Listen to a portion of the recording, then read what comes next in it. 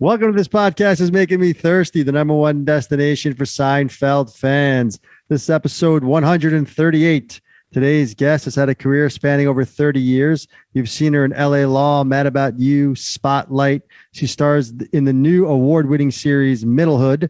And of course, she played Sandi, Robbins, and Elaine in Seinfeld's season 4 finale, The Pilot. Please welcome Elena Wohl. Elena, thanks for joining. Thank you, guys. Thanks for having me. All right, Elena, take us back 29 years ago, believe it or not. Yeah, the pilot aired May 20th of 93. What a fun show. I mean, it wrapped up a season within a season, as we all know, of season 4. But tell us a little bit about how the role of Sandi Robbins came about for you specifically. Was there an audition process? We'd love to hear a little background on that. Yeah, so interestingly, the only reason I know it was that long ago is that my oldest daughter is about to turn 28. So I just go, oh, that was a year before. So I always kind of know generally because it's a long time ago. But I do remember my agent sending me in, and back in the glory days when you would actually go and audition in person. And so there's like 20 women milling around the outside of the, I don't think I went to, maybe I went to the first casting with the casting director, but what I remember is being in the producers, area on some lot, I think in the Valley, and they gave me the wrong sides. They gave me the Mariska Hargitay sides. When she goes, there's a bald convention in the waiting room. Right. Do you remember that? Yeah. And so I'm working on that. And I just got them when I got there. I guess there were rewrites or whatever. And then like 10 minutes before I'm supposed to go in, they give me the Sandi sides. So lucky for me, I made some quick choices. And when I walked in there, there was probably 8 guys in there. I don't know, a lot of people. And they, and I read with Jerry, and he was great. They were very gracious, but they enjoyed their great writing, like to see it performed, and they had a good chuckle and a good laugh. And then I didn't hear anything for like weeks. Oh, wow. Yeah, maybe it was 2 weeks. And then I got it, and I was so happy and so excited, and such a great show. Yeah, of course. When you say made some choices there when you got the new sides, it's interesting because I made a note, just rewatching your show is, the choice to really go all in on her just being so method and just being so like locked in, being called Elaine and just like almost like in a trance you play the part, right? She's just like so focused and I'm Elaine, right? Was that speaking of choice, was that your choice? Was that in the writing? Did Larry David give you anything in that, or Tom Sharon's, or was it a combination? Do you remember how you kind of dialed in on that? My recollection, maybe the brief description said she was a method actor, and having studied Meisner and studied Stanislavski and studied just wing it. I have met some method actors in my day, and they're very, you can't argue with what some of them are able to do, but like they're serious, man. Don't only talk to me as my character, So that's where we went.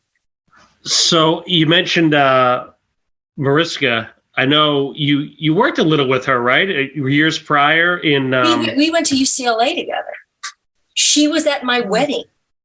All right. You guys are really tight. All right. Yeah, we were good friends in college and after college. And she's a super funny person.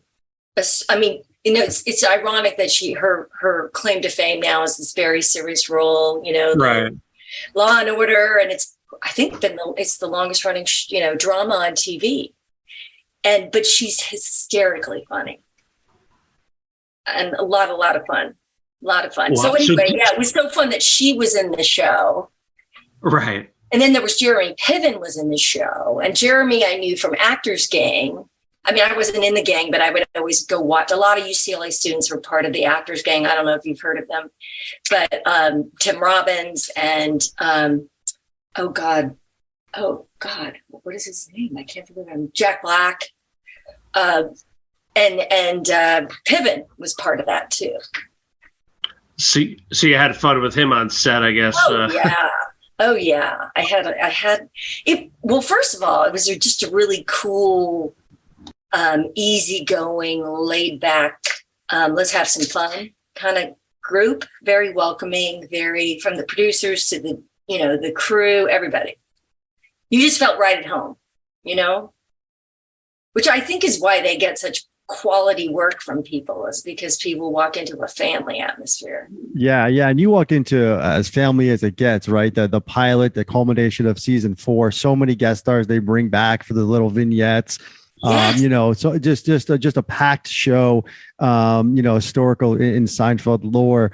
Can you talk about so it's interesting that they show Larry Hankin, who played Kramer, his audition. Right. They show Jeremy Piven's audition, but they don't show your audition in the audition process of Jerry.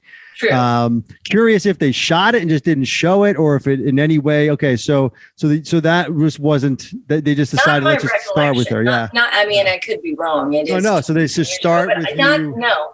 Yeah, having the part, and then meeting with Jerry. So that scene's great too. Where you dive in, you give him the kisses, and he's teaching you how Elaine. How much fun was that? Now working with Jerry. That particular scene in that booth where I'm like, how does Elaine kiss? That one. It was so cute because I'm sure at this point these women are just pouncing on Jerry, right? Because he's got to kiss half of them, right? In all these episodes, and there's that whole tongue joke, right? And he looks at me and he goes, "You're not going to put your tongue in my mouth, are you?"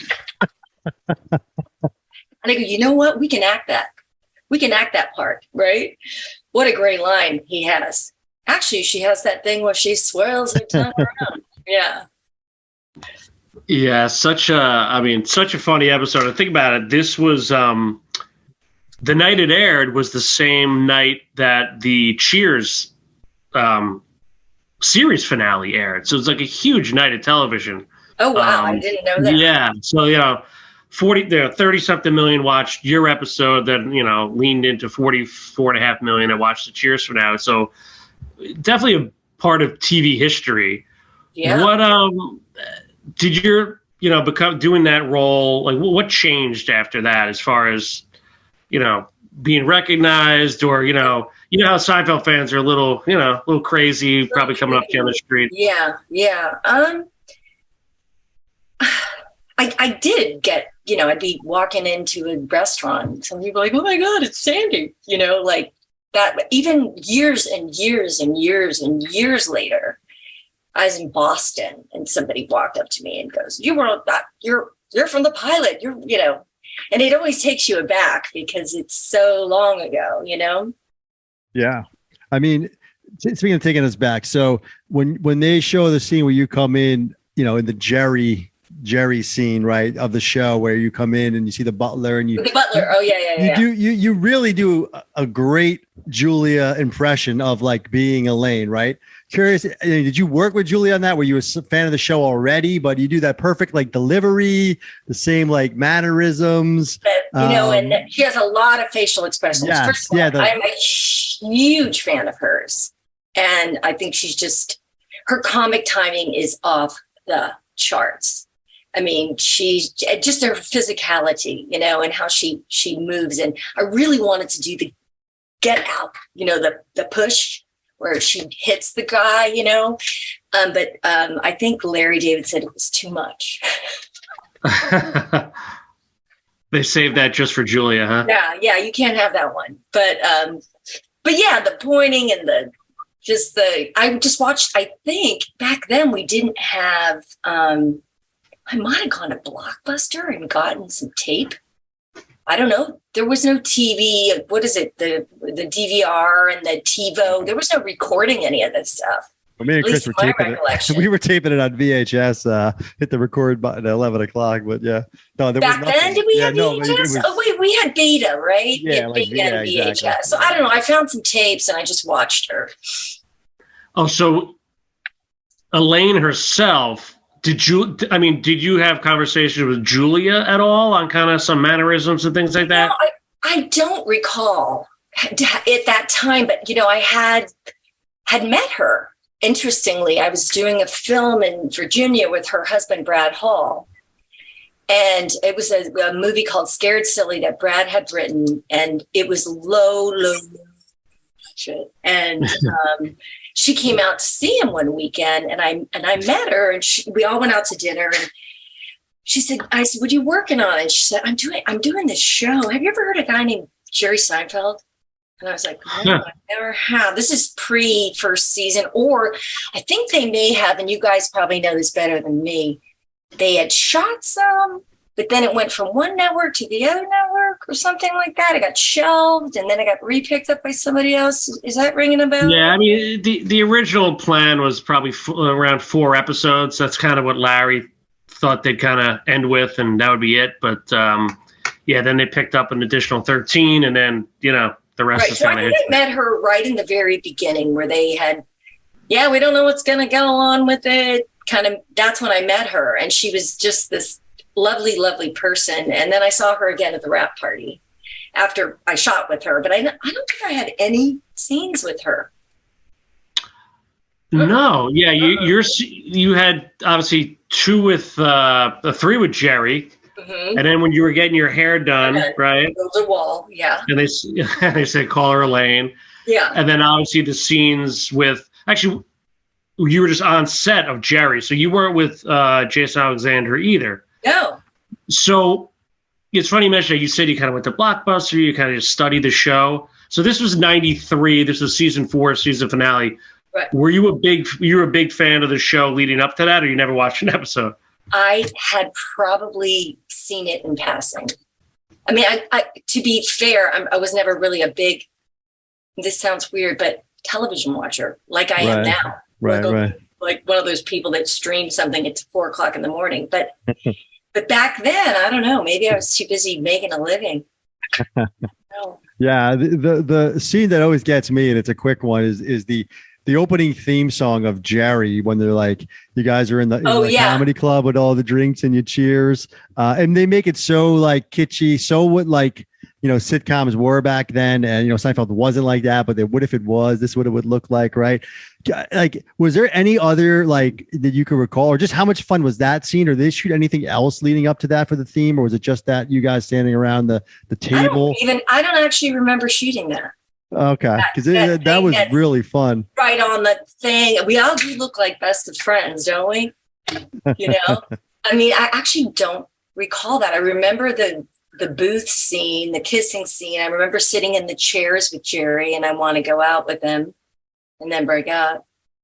I remember that. Well, I whenever I think of the Jerry pilot, it always left me wanting more. Like, I wish they actually shot the full pilot. And did they? Were there any scenes you remember? Because there's just that one scene, you with the butler and doing your little, you know, right. Elaine thing. Were there any other scenes that you recall? Like, was it longer that got cut? No, that was it. They're precise. In my recollection, now I could be wrong, but I think that was it. That was like, you know, the filming of the show. Yeah, and because that episode, like we mentioned, it's so many guest stars, right? Bob Balahan and Larry Hankin and all these people. You mentioned it earlier. You saw Julia at the rap party. We love to hear. We always try and get our guests to tell us some rap party stories. Anything that you can remember about that. We always like to hear how much fun that could have been. I just, again, like most people have a rap party and they're just like, oh, just this, you know, the little tight knit. They invited everybody who guested on the show that year, and it was at Jerry's Deli on Ventura Boulevard with the bowling alley. Do you remember that? Is that still there? We've heard about the bowling party, yeah. Okay, yeah. So it was the bowling party. It's not still there, though. Assigned to Elaine, and you know, you got your +1. So my husband David was with me, and you know, it was just like, hey, you know, like the old home week. Everybody got to say hello, and it was great. Yeah, and it's cool that, you know, you mentioned a bunch of kind of your old buddies from UCLA. I'm sure maybe Mariska went there, Piven, Lee Arenberg. Actually, Lee Arenberg. He was a friend of the show. He was season 3 actually. Oh, okay. So you missed him, but like, so many UCLA. I mean, Kim Guerrero. I don't know if she was at UCLA when you were there. She came in season 5, but right. Obviously so many connections throughout the years. So you mentioned. I'm going back now to the actual audition. because we've heard so many crazy stories of Seinfeld, like they auditioned, they went back to their kids' party on a Sunday, and that day they got the call and they came back in. This is the first one we've heard where you had to wait a while, which is pretty interesting. Yeah. I'm just wondering, you mentioned like Mariska, like any other people or actresses you saw that you knew that were trying out for this role as well that you knew, or? No. And if I did, I wouldn't remember at this point. But, maybe they were just trying really hard to find someone who looked like Julia, like Larry Hankin, man, they nailed, right? Jeremy Piven, they nailed. I mean, he walks in, he looks just like George, right? So I'm wearing a wig. I had very short hair at the time. So all that hair is not mine. That is a wig. Interesting. Yeah. And actually, when I was reading the script, and you know how she comes in, Elaine comes in to watch the taping, and she's got that little blonde wig on because she's trying to hide from Bob Balaban. Yeah. I somehow, the wig thing kind of confused me a little bit. Like, I don't know why. I just remember that. But I had a great story to tell you about my Seinfeld time. So it's a Monday through Friday in my recollection. Like Monday's the table read. Maybe we got up and walked around and did a couple things. I don't know. And then they put it up on its feet and start going through the scenes on Tuesday. And at the time, my husband's an NBA guy. He's coached, he's played, he's been a GM, and he and Doc Rivers are, best of buddies, right? So Doc at the time is playing for the Knicks. And he is on the road with the Knicks, and they're supposed to play the Lakers, but some game before that, they all cleared the bench, got in a big brawl, and they all got suspended. They could not walk into the forum. Rivers. Oh! Johnson and Rivers in a delay. Oh, look out. Here comes Rivers after Johnson. We have a free fall. Johnson blindsided Rivers. Rivers went down. And this could become ugly. It is ugly. Tim Captain is holding Anthony Mason. The assistant coach accidentally hit down. And Bo Kimball restraining.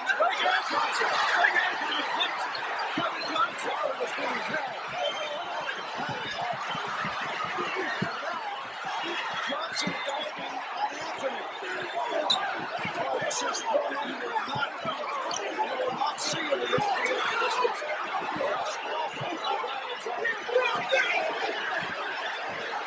in the midst of it. Greg Anthony, though, took a shot at Kevin Johnson while he was being held.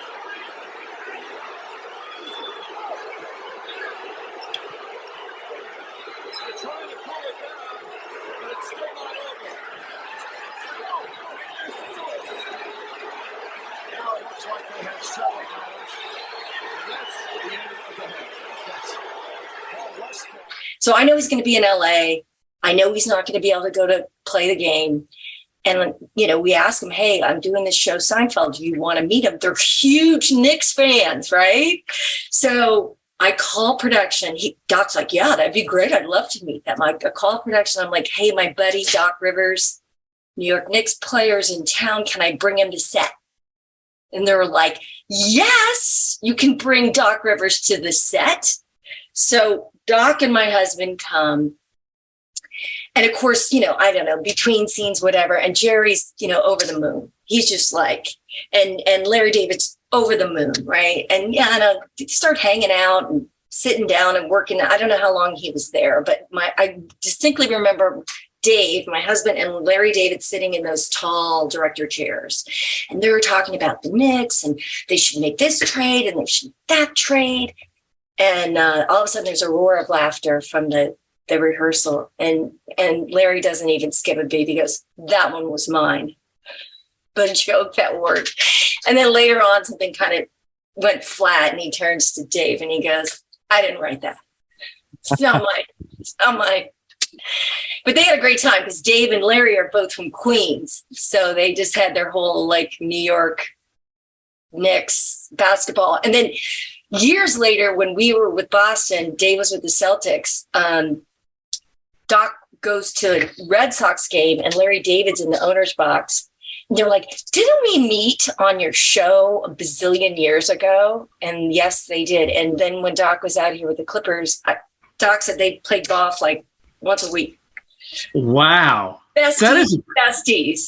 That is a great, and all because of you. And I introduced them. That is my claim to fame. Wow. Put these two great men together. Doc Rivers. Yeah. Yeah. Yeah. The Doc's now in Philly. Wait, so your husband, he worked with him with the Celtics and he started with him in Orlando and then went to the Celtics and then came back with him with the Clippers. And now Doc's with Philly and Dave's retired.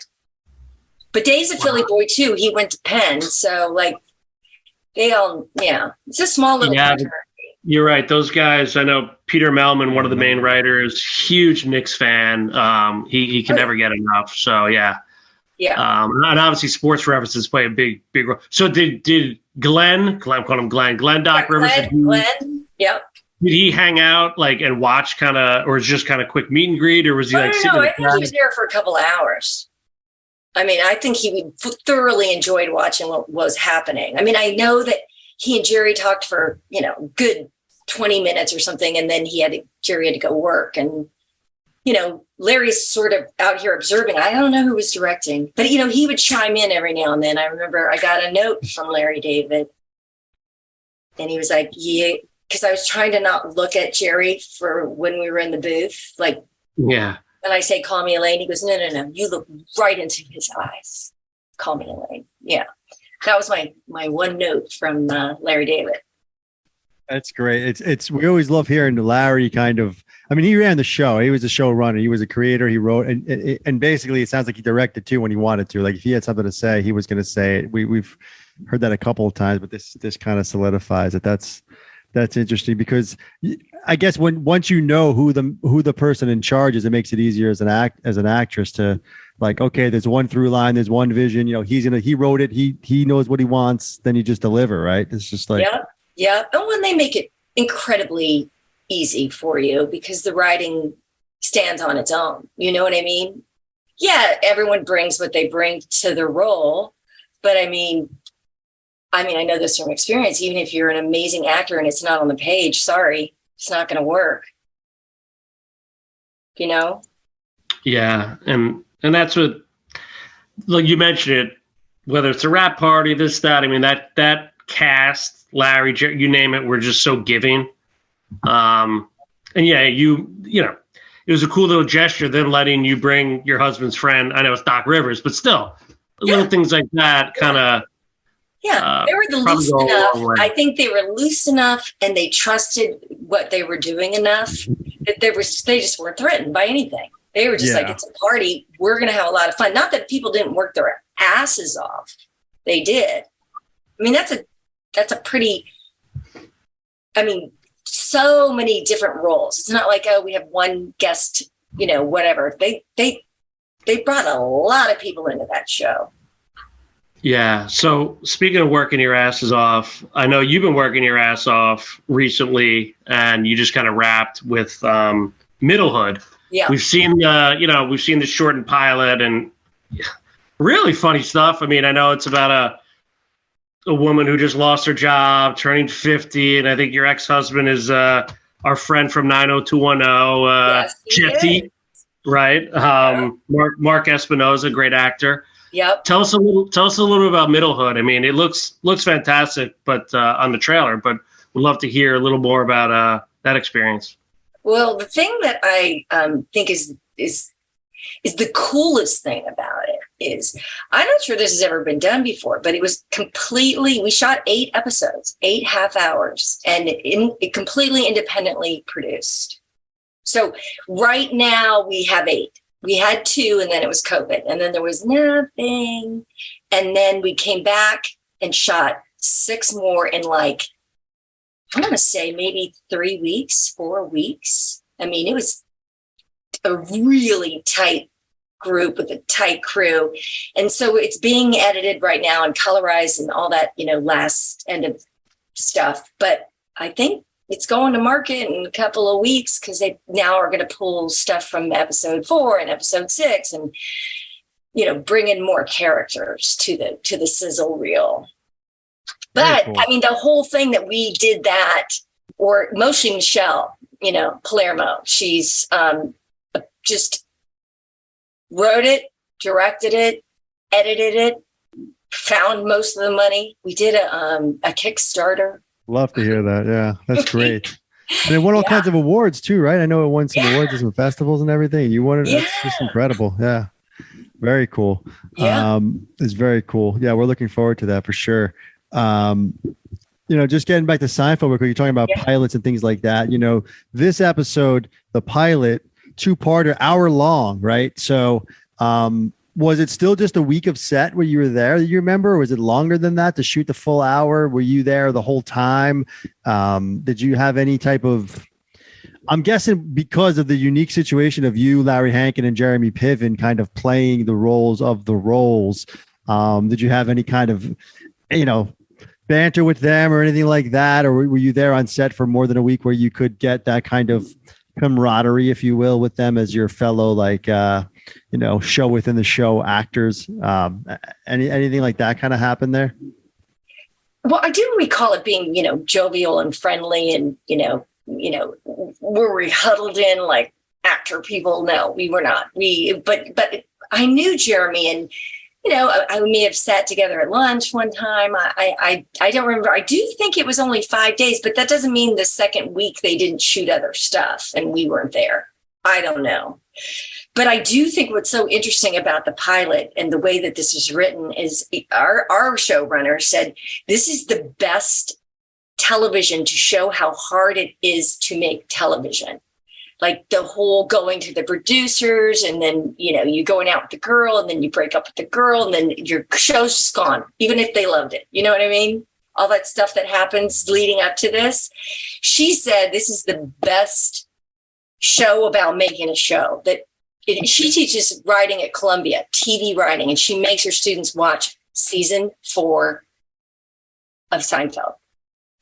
Wow. I want you to see how hard this is, and how much of it is luck and a roll of the dice, and how much of it is talent, and, what happens. Yeah. That's speaking of the luck and that sort of thing, I mean, the two guys in your episode, the NBC execs, they're based off of real people, right? Rick Ludwin and Jeremiah Bosgang, who were behind the show. Especially Ludwin was behind the show, and Kevin Page plays them in those kind of meetings. And that's how the show came to be, because like what you just said, the luck and them kind of standing behind them and getting the late night budget to make those 4 episomes and kind of get behind it, and then it became what it is. But it could have easily just gone by the wayside. Crawl its way from the bottom of it. Yeah. It's just like people were like, I don't know about this. This just doesn't seem like something I'm familiar with. Right. That's exactly what it was. Why it's so brilliant. You know what I mean? It's just pushes the envelope as far as you can go at that time. It was racy stuff. It was racy stuff, but it was done in a way that just made it funny. They made it funny, period. Which is its beauty. Which is his beauty. And then it finally resonated. And then, the move to Thursday night helped. And then obviously that was the last. Then they took, after your episode, they took over Cheers' spot, and then kaboom, forget about it in the ratings. But, just a wonderful show to be a part of. And you mentioned Hankin. Hankin's kind of a kooky guy. I wonder if he was back then as well. We spoke with him, Larry Hankin, obviously. But you mentioned you got lunch with Piven. Right. Any other?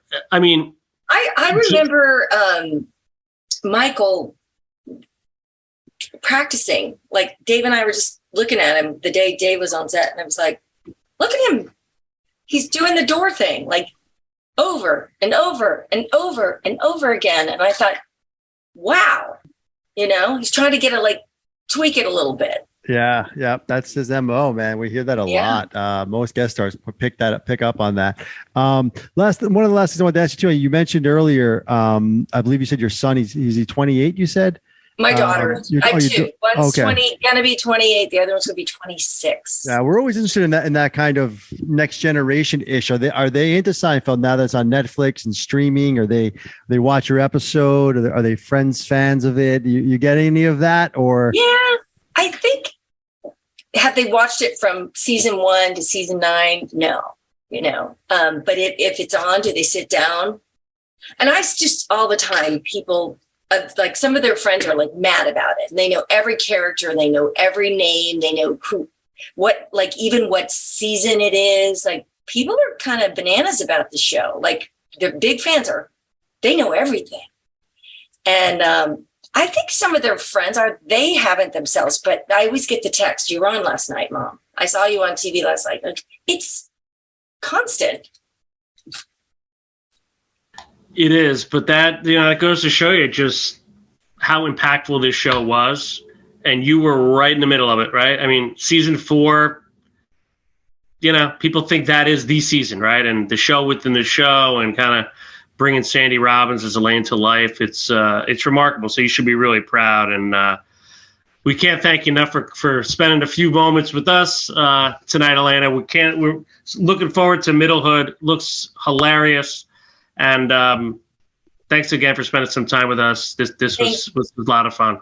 Thank you. And I look forward to watching some of your pods here, because it was kind of new to me when you reached out. I was like, because there's like, 1 billion podcasts, right? Yeah, but we're the number 1 destination for Seinfeld fans. Number 1. All right. Well, thank you for having me. It was a pleasure. Thank you. Thanks, Elena. You're the best. All right. Take care. Good night. Cheers.